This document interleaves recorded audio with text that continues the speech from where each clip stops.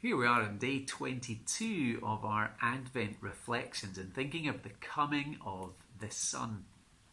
Now, for parents who are expecting a baby, there are so many things to be thinking about. I guess it's always been that way. So much excitement, perhaps anxiety, plans to make.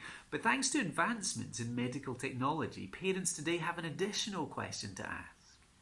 Do we want to find out what we're having?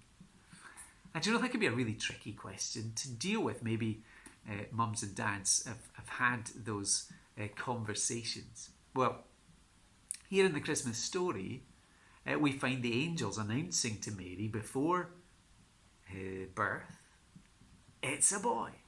So let's read Luke chapter 1 and the first part of verse 32, where we read, He, that is Jesus, will be great and will be called the Son of the Most High. It's a boy, Mary, but this is no ordinary boy. This is no ordinary son. He is none other than the Son of the Most High God. Jesus is Son of God in the flesh. Now, that title, Son of God, has history in the Old Testament. Adam, the first man, is described in Luke chapter 4 as the Son of God. And Israel, the nation God chose to be his own people, is described also as God's son. As an image, and within that image was implied a relationship of love, certainly, but also of authority. God is Father.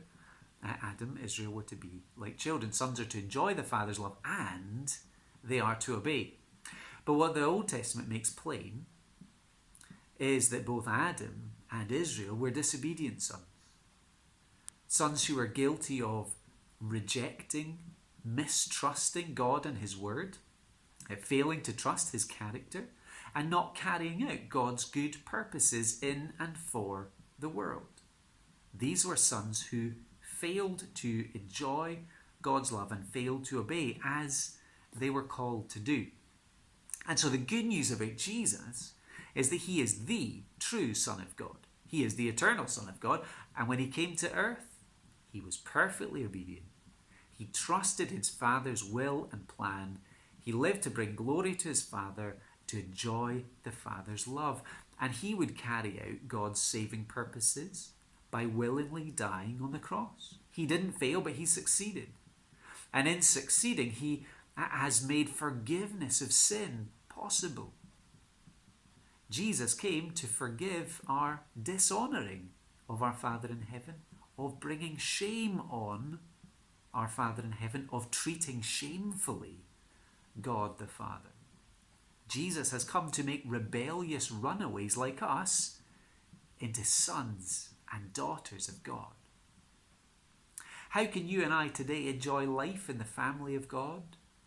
We need to trust in Jesus, the one who is the Son of the Most High God. We need to turn from our sin, to turn from our pride, to turn from our unbelief, and to put our trust in Jesus, who's come as the Son of God and as our Saviour.